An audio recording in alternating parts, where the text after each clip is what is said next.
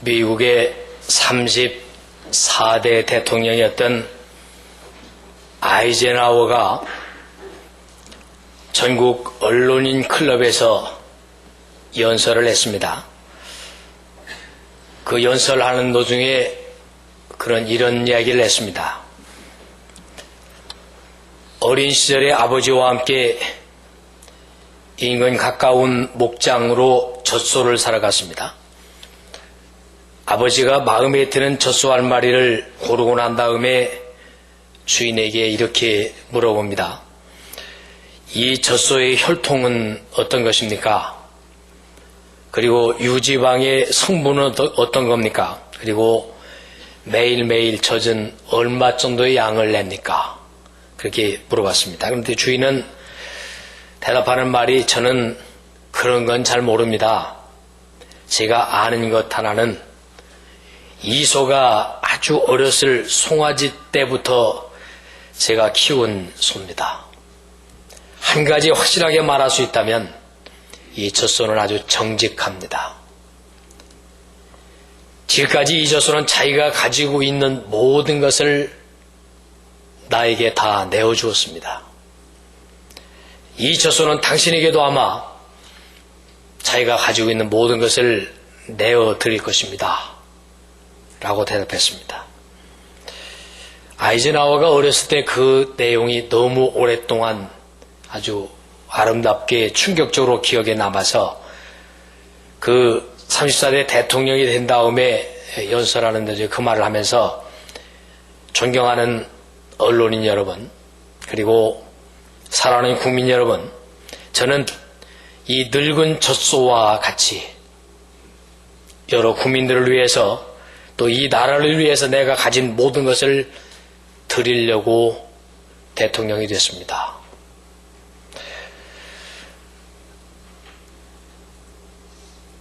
미국 역사상 가장 많은 선교사를 파송했을 때가 바로 아이젠하워 대통령이 재중이었습니다. 미국의 국력이 가장 탄탄했을 때도 그때였고, 주일날이면 모든 가게가 문을 닫고 온 가족이 교회로 가서 예배를 드렸던 가장 능력 있는 기독교가 됐을 때에도 그 당시였다고 합니다. 각급 학교에서 성경을 열심히 가르쳤고 기도로 수업을 시작했을 때 바로 학교는 건강했고 학생들은 건전했습니다. 하나님께서 당신의 자녀들을 세우신 목적이 기독교인을 불러 모으시고 그들을 말씀으로 양육하시는 목적이 영적인 강자를 만들어내시는 데 있습니다. 작은 일에 픽픽 쓰러지거나 작은 일에 넘어져서 허우적거리거나 나약한 존재가 아닌, 웬만한 큰 일을 만나도 그것을 뛰어넘을 수 있고 너무 힘들고 지쳐도 일어날 수 있는 그런 능력 있는 영적 강자를 세우는 것이 하나님의 목적이셨습니다. 그래서 우리 하나님께서는 그런 사람들을 세우셔놓고 아주 기뻐하셨습니다. 그리고 그런 사람들을 쳐다보시면서 기뻐하시는 내용이, 이게 명품이다. 내가 자랑하고 내세울 만한 내 자녀를 보라. 그렇게 자랑하셨습니다.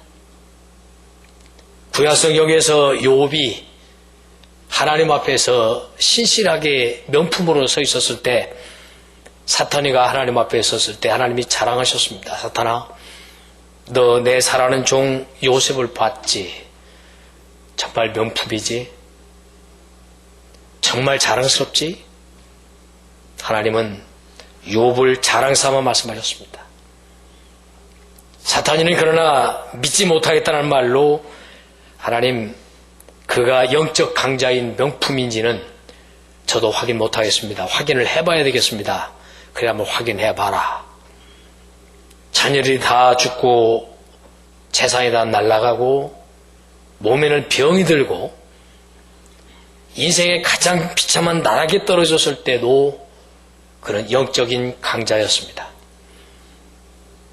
다른 사람이 아무도 흉내낼 수 없는 참 훌륭한 영적 강자로 세워져 있을 때 하나님께서 그 명품을 더 존귀하게 하셨고 그에게는 배로 축복을 더해 주셨습니다. 축복을 받았기 때문에 명품이 아니라 명품이었기 때문에 복을 받은 것입니다. 축복을 받기 위해서 명품이 되려고 하는 것이 아니라 명품이 목적이 되어졌더니 그 명품에게 하나님의 복을 주셨다는 것입니다. 하나님께서 예수님을 이 땅에 보내시고 나서 주시는 말씀이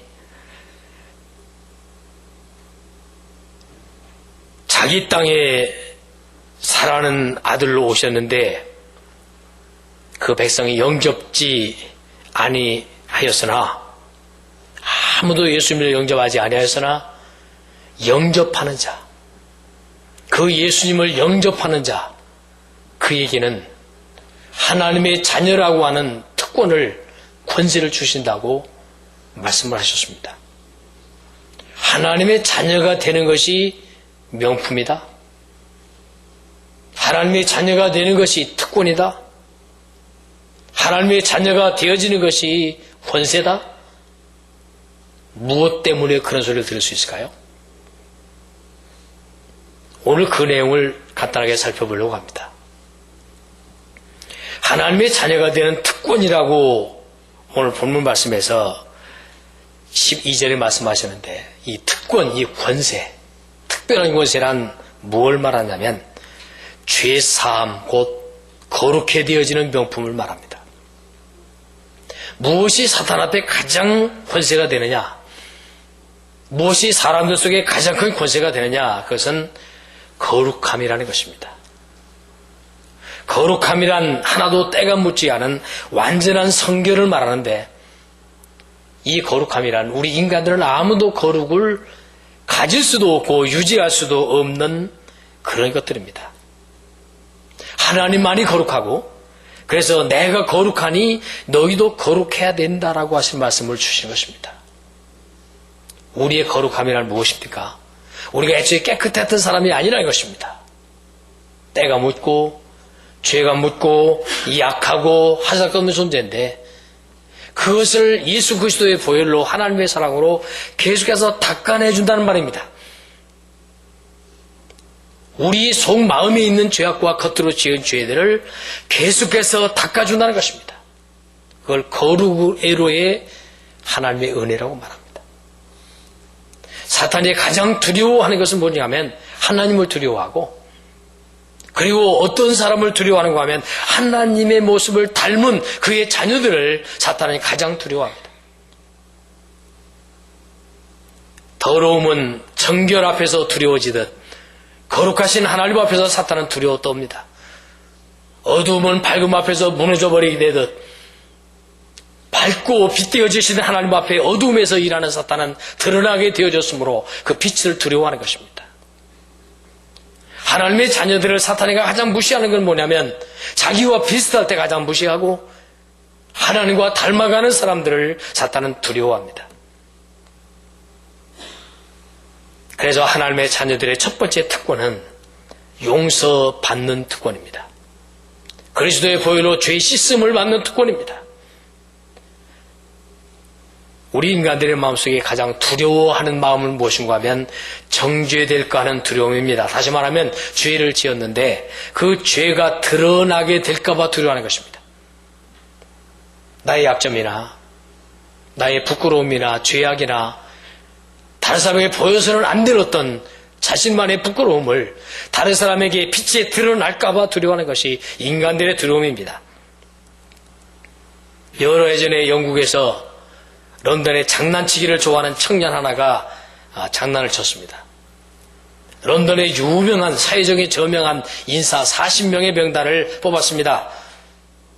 그리고 그들에게 일제히 똑같이 텔레그램을 보냈는데 그 전문을 보냈는데 그 전문의 내용은 아주 간단했습니다. 모든 것이 탈로 났음 피신하시기 바랍니다라고 하는 아주 짧은 텔레그램을 보냈습니다.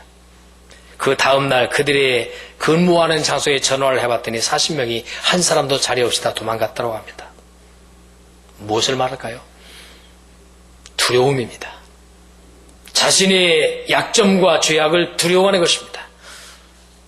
자신의 죄악이 들통날까봐, 망신당할까봐 우리 인간들은 두려워하는 것입니다. 사람 다 죄인입니다. 그래서 파스칼은 이런 말을 했습니다. 사람은 다 죄인인데 이 땅에는 두 가지 종류의 인간이 존재한다. 하나는 자기가 죄인이면서 죄인인 줄을 모르고 사는 죄인이 있고, 또 하나는 자기가 죄인이면서 죄인인 것을 알고 인정하는 죄인이 있다.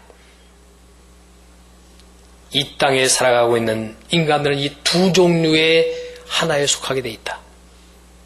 전자는 자기가 죄인이면서 죄인 줄 모르고 사는 죄인은 희망이 없는 죄인이고, 후자, 곧 자기가 죄인이면서 죄인인 것을 인정하는 죄인은 곧 희망이 있는 죄인이다. 파스칼은 그렇게 정리를 해주었습니다. 예수님이 종종 이렇게 말씀하셨습니다. 나는 의인을 부르러 온 것이 아니라 죄인을 부르러 왔다. 어차피 이 땅에는 이제 의인이 없으니까 나는 의인을 부르러 올 필요가 없었고, 죄인을 불러서 그를 씻어서, 그를 다듬어서 하나님을 닮은, 아니 예수 나 자신을 닮는 그런 사람들을 만들기를 원해서 이 땅에 왔다 라고 주님은 말씀하셨습니다. 병든 자에게가 의사가 필요하듯이, 건강한 사람에게는 의사가 필요 없듯이, 나는 바로 의인이기에, 나는 의로운 존재이기에 의롭지 못한 너희들을 위해서 내가 이 땅에 왔다라고 주님이 선언을 하셨습니다. 용서받음, 죄의 사함을 받은 자, 숨겨놓고 끙끙거리던 사람이 드러내놓고 하나님 앞에 사죄함을 받고 용서를 받았을 때 주어지는 그 쾌감, 그 안전함, 그 용기, 그 행복, 그래서 회개한 사람들만 맛볼 수 있는 능력이 됩니다. 숨기고 자기 양심이 자기를 계속해서 정죄하고 누군가에 의해서 짓밟힐까봐, 하나님으로 또 버림받을까봐 끙끙대는 그런 죄악이 우리를 지배하고 있는 한 그는 강자가 될 수 없습니다. 사람의 눈치를 보게 되어 있습니다. 사람이 나에 대해서 뭐라고 말하는지를 귀를 기울려고 합니다. 다른 사람이 어떻게 나에 대해서 처세하는지를 거기에 예민하게 반응합니다. 왜요? 하나님 앞에서 강자가 되어있지 못했다는 반증입니다. 하나님이 내가 너희 죄를 용서하노라, 내가 너와 함께하노라, 너는 용서받은 죄인이라고 말씀하셨던 그 하나님의 사랑 앞에 안겨버렸을 때는 두려움이 없습니다. 죄를 짓고 도망다니는 사람 하나를 알고 있었습니다. 그는 열심히 도망다녔습니다. 열심히 도망다니다가 밤 2시, 3시가 되어지면 집에 몰래 들어와서 옷을 갈아입고 또 도망다녔습니다.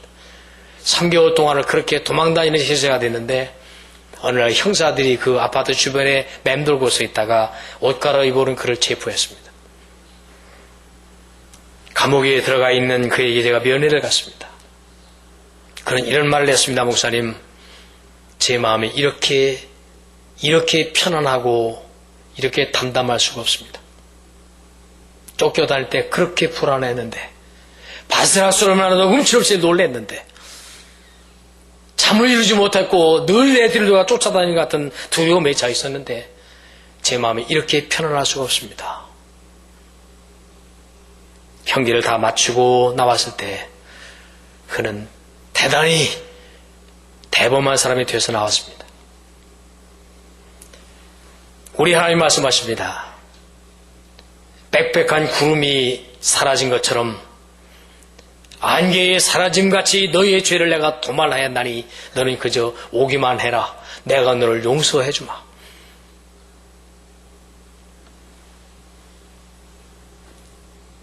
동에서 서가 본 것처럼 너희들의 죄를 멀리 옮겨버리겠다라고 완전한 용서를 말씀하셨습니다. 사탄과 하나님의 자녀의 차이점이 무엇인지 아십니까? 사탄이가 우리보다 더 나쁜 존재라고 말하기 쉽습니다. 우리는 사탄보다 훨씬 깨끗하고 거룩한 존재라고 쉽게 단정하기가 쉽습니다.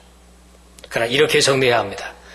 사탄이가 나쁜 이유는, 사탄이가 하나님 앞에 버림받는 이유는 그는 절대로 회개하지 않는다는 데 있고, 하나님의 자녀가 죄를 많이 지어도 하나님의 자녀인 이유는 죄를 회개하고 용서를 계속 받으면서 그날 매일매일 죄악을 씻어낸다는 데 있습니다. 하나님의 자녀가 죄를 짓지 않는다는 것도 아니고 죄를 짓지 않는 강자가 된다는 말이 아닙니다. 다른 사람보다 좀 더 거룩한 능력이 있다는 말이 아닙니다. 하나님의 자녀도 죄를 짓습니다. 양심의 거리낌도 있습니다. 부끄러움도 있습니다. 그러나 하나님 앞에 용서받았다는 것입니다. 여전히 죄인이지만 용서를 받은 죄인과 여전히 죄인이지만 용서를 받지 못한 죄인은 전혀 차원이 다릅니다. 우리가 하나님의 자녀가 되어진다는 것은 그 점에 있는 것입니다. 그런 용서받은 사람에게 주시는 하나님의 두 번째 특권이 있습니다. 그것은 바로 능력 있는 삶입니다.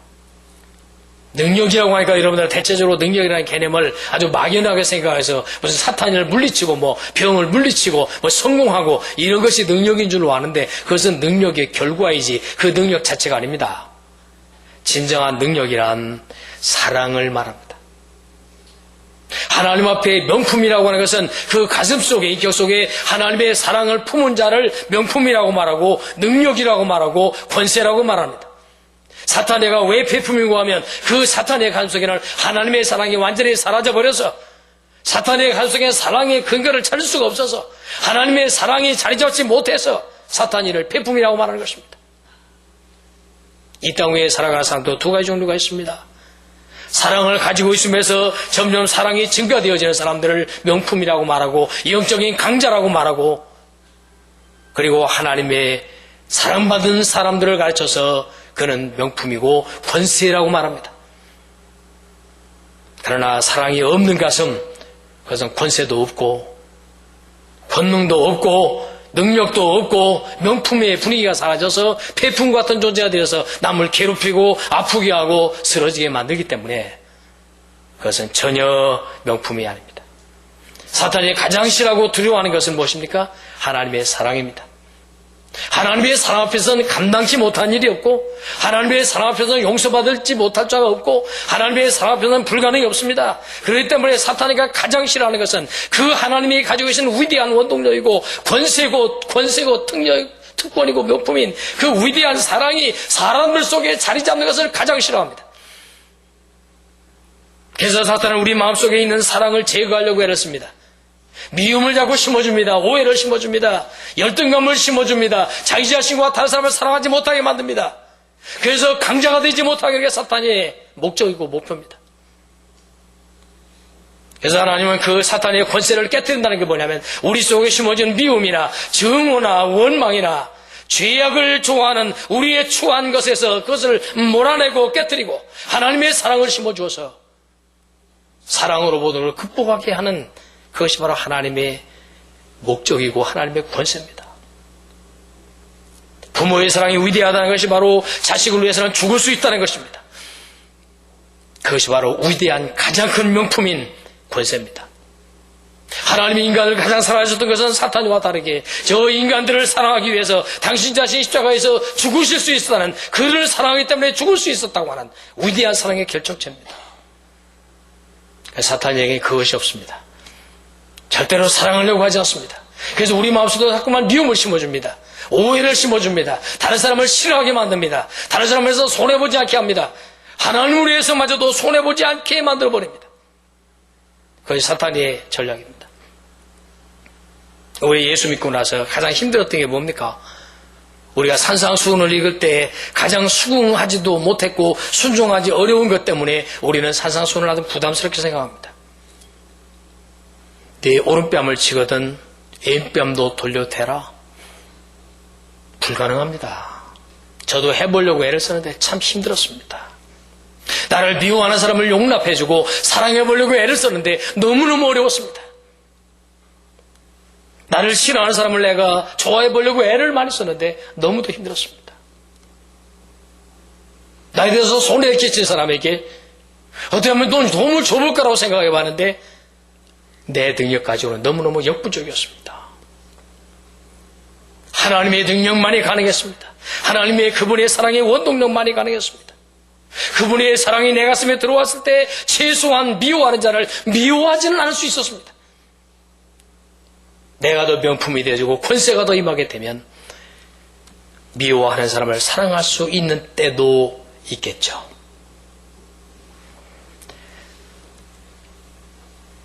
예수 믿는 사람들의 특권, 예수 믿는 사람의 권세가 무엇입니까? 하나님이 내 속에 함께 하셔서 내 힘으로 가나 그분의 힘으로, 내 가슴으로 가나 그분의 가슴으로, 내 노력이 아니라 그분이 주시는 능력을 덧입어서 하나님의 자녀로서 하나님 품에 안기는 것, 그리고 그분에 의해서 사용되어지는 것, 그것이 바로 영적인 강자요, 거룩한 하나님의 자녀의 권세요, 하나님의 자랑해 주시는 명품이 되어진다라고 믿습니다. 사랑의 원자탄이라고 했던 손양원 목사님의 생애에 그렇게 많이 알려지지 않은 한 부분을 들으면서 감동을 받았습니다. 여수 순천 반란 사건 때 사랑하는 두 아들 동인이와 동신이가 사회주의 공산주의 운동을 하던 친구들에 의해서 무참하게 살해당했습니다. 군인들이 또다시 폭도들을 진압한 다음에 그 공산주의에 가담했던 그 사람들을 모두 잡아서 감옥에 가다 넣었습니다. 이 두 아들을 죽인 원흉인 안재선이라고 하는 그 젊은이도 같이 감옥에 들어가 있었습니다. 손양원 목사님이 두 아들을 잃고 나서 깊은 시름에 빠집니다. 신음소리를 내면서 누워만 계셨습니다. 온 애영원의 나환자 식구들이 모두 자기 자식같이 여기던 동인이와 동신이의 죽음 앞에서 슬퍼하고 있었지만 목사님에게는 아무도 위로가 되지 못했습니다. 그때 사랑의 원자탄을 썼던 안용준 목사님, 그 당시에 그 손양원 목사님 밑에 있었던 전도사님이었습니다. 그 당시에 안 전도사님이 함께 일하던 김 전도사님과 함께 또 의논했습니다. 우리라도 가서 목사님께 위로를 드려봅시다. 목사님 찾아갔습니다. 둘이서 가면서 말했습니다. 우리가 할 말이 있을까? 그래도 가긴 가야 되지 않겠소? 둘이는 준비도 하지 않은 채 목사님에게 찾아갔습니다. 목사님, 저희들 왔습니다. 그래도 이 손양 목사님 눈 한번 떠서 쳐다보시더니, 그래, 자네들 왔나? 그리고 또 눈을 조용히 감고 하면서 신음소리를 내면서 고통을 계속하고 있었습니다. 목사님, 저희들도 너무 가슴이 아픕니다. 할 말이 없습니다. 그래서 목사님 무슨 말씀으로 위로를 듣지 몰라서 저희들 그냥 성경 한 절 읽고 가겠습니다. 그리고 그는 로마서를 폈습니다. 이 성경을 읽었습니다. 우리가 알거니와 하나님을 사랑하는 자고 그 뜻대로 부르심을 입은 자에게는 모든 것이 합력하여 선을 이루느니라. 하나님이 미리 아신 자들 또한 그 아들의 형상을 본받게 하기 위하여 미리 정하셨으니 이는 그런 많은 형제들 중에서 맏아들이 되게 하려 하심이라. 미리 정하신 그들 또한 부르시고 부르신 그들 또한 의롭다 하시고 의롭다 하신 그들 또한 영원하게 하셨느니라. 그런즉 이 일에 대하여 우리가 무슨 말을 하리요? 만일 하나님이 우리를 위하시면 누가 우리를 대적하리요? 자기 아들을 아끼지 아니하시고 우리 모든 사람을 위해서 내어주시니가 어찌 그 아들과 함께 모든 것을 의롭다 하신 하나님이시니 모든 것을 은사로 주시지 않겠느냐? 누가 등에 하나님의 택하신 자를 송사하리요? 의롭다 하시는 하나님이시니 누가 정죄하리요? 죽으실 뿐만 아니라 다시 살아나신 이는 그리스도 예수시니 그는 하나님 우편에 계신 자요 우리를 위하여 간구하신 자시니라. 누가 우리를 그리스도의 사랑에서 끊으리요? 환난이나 권고나 핍박이나 기근이나 적신이나 위험이나 칼이라. 기록된 바 우리가 종일 주리하여 죽임을 당케 되며 도살할 양같이 여김을 받아내야 한 것 같으니이다. 그러나 이 모든 일에 우리를 사랑하시는 이로 말미암아 우리가 넉넉히 이기느니라. 내가 확신하노니 사망이나 생명이나 천사들이나 권세자들이나 현재일이나 장래일이나 능력이나 높음이나 기쁨이 다른 아무 피조물이라도 우리를 우리 주 예수 그리스도 안에 있는 하나님의 사랑에서 끊을 수 없느니라라고 로마서 8장을 쭉 28절 39절쯤 읽어나갈 때 이 말씀을 듣는 목사님이 아멘 하셨습니다. 그리고는 눈을 뜨고 일어나셨습니다. 그리고 미움을 가져오라고 말씀하시고 미움을 한 그릇 드셨습니다. 그리고 나서 그 다음 돌아오는 주일날 그분은 나는 이래서 하나님께 감사합니다라는 그런 그 유명한 명품 설교를 하셨죠. 그 설교를 여러분이 과거에 소개해서 아시리라고 믿고 생각합니다. 그리고 그 설교를 마친 다음에 그 사랑하는 두 아들을 죽였던 안재선을 찾아가서 그를 용서하고 말했고 그에게 석방운동을 했고 양아들로 삼았습니다. 인간 손양원 일제대 목숨 내걸고 순교까지 각오했지만 자기 자식이 죽은 그 슬픔 앞에서 그분도 자기 자신을 가눌 수가 없었습니다.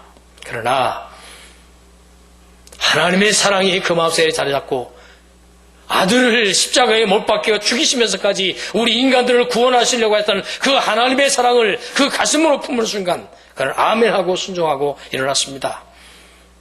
그리고 아들을 죽인 원수를 양아들로 삼기까지 하는 위대한 명품 사랑의 원자탄 손양은 하나님의 아들이 되었습니다. 사랑의 원동력, 사랑의 권세, 사랑으로만 사탄을 깰 수 있고 사랑으로만 죄악을 깨뜨릴 수 있고 사랑으로만 하나님 앞에 설 수 있습니다. 북한에 병원을 세우고 의료품을 채워줬던 선교 회원 중에 한 분이 고백을 했는데 참 감동적이었습니다.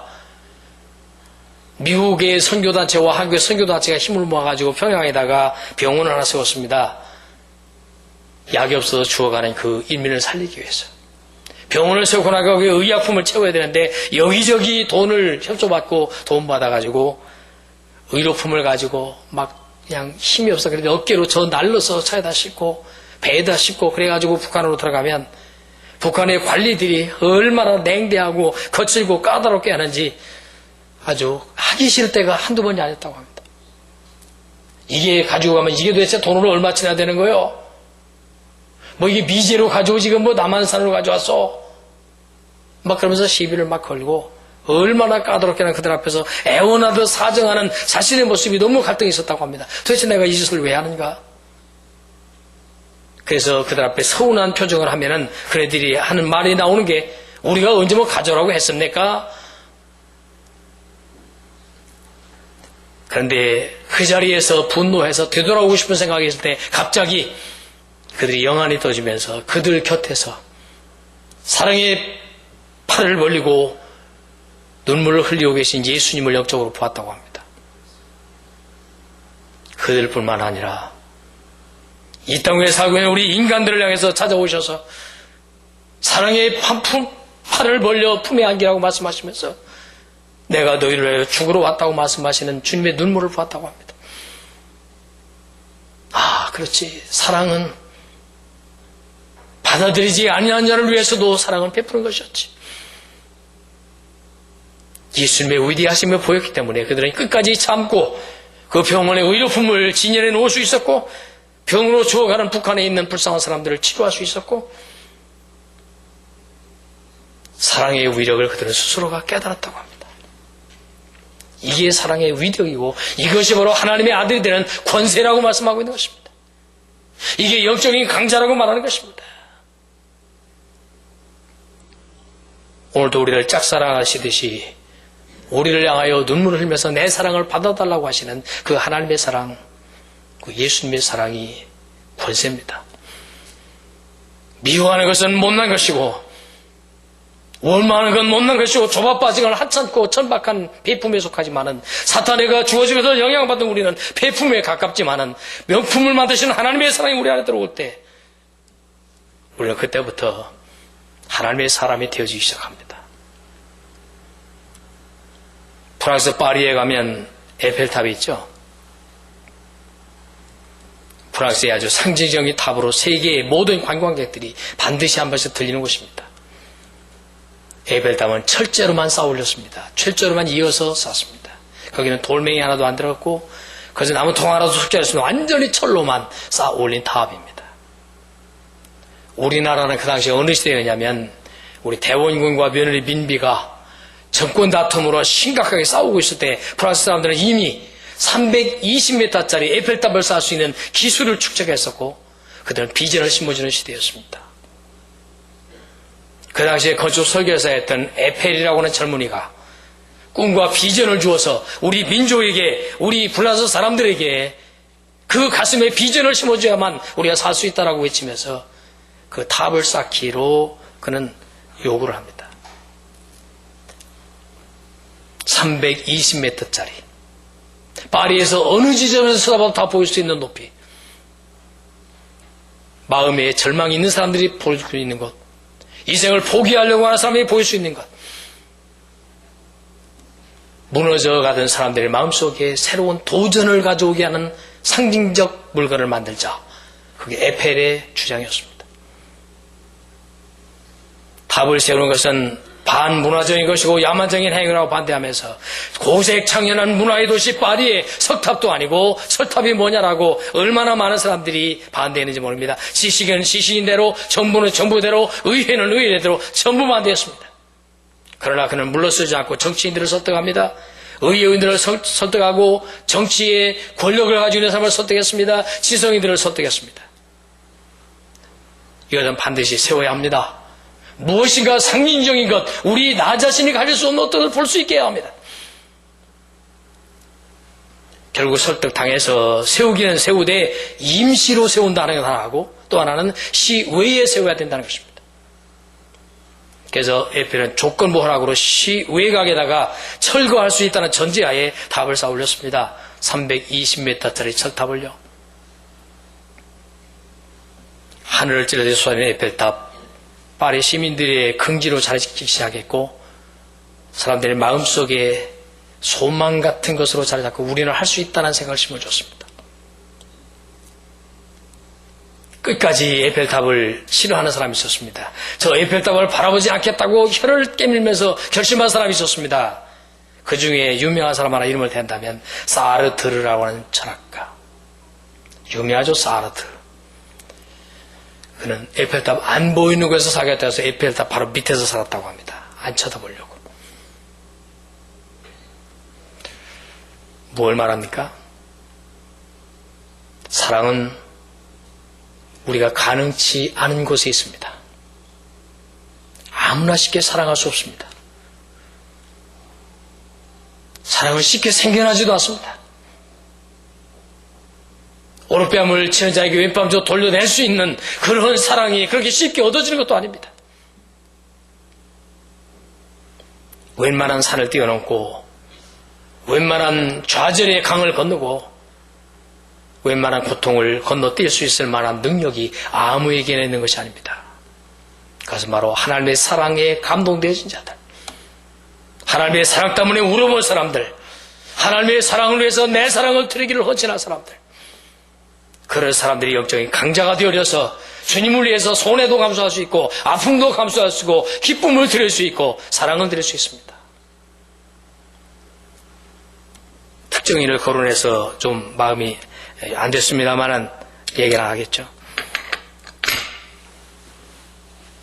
어제 식당을 하고 있는 이영주 집사님 전화가 왔습니다.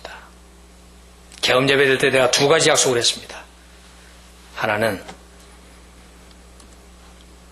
식당을 할 때 첫 손님, 아침에 오는 첫 번째 손인 것은 하나님의 것으로 알고 첫 열매를 반드시 매일매일 모아놨다가 주일날 하나님께 드려라.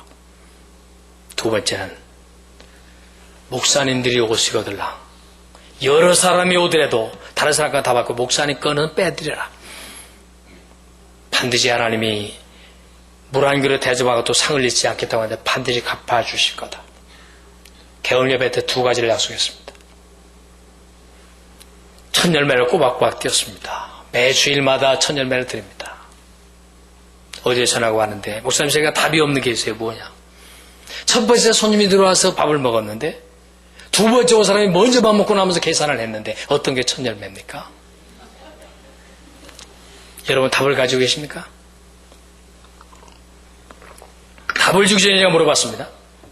한 가지 묻겠어. 하나님 앞에 조금 드리고 싶은 마음 때문에 묻느냐, 많이 드리고 싶은 생각 때문에 묻느냐? 많이 드리려고 그러죠. 그러면 답은 단순하지. 첫 번째 들어온 사람이 여러 명이 왔거들랑 첫 번째 들어온 사람 걸로 계산하고 나중에 들어온 사람이 많이 여러 명이 들어왔거들랑 아니 먼저 계산하거들랑 많이 들은 사람 거를 첫 열매로 드리면 되지. 갈등할 게 뭐가 있노?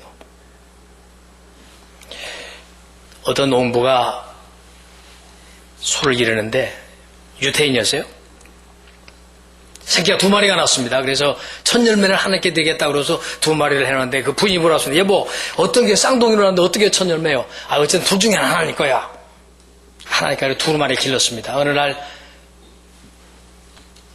남편이 목장에서 들어오더니 여보, 송아지 한 마리가 죽었네. 어떤 성화가 죽었어요? 우리 거가 죽었어요? 하나님 거가 죽었어요? 그러니까 하나님 거가 죽었지.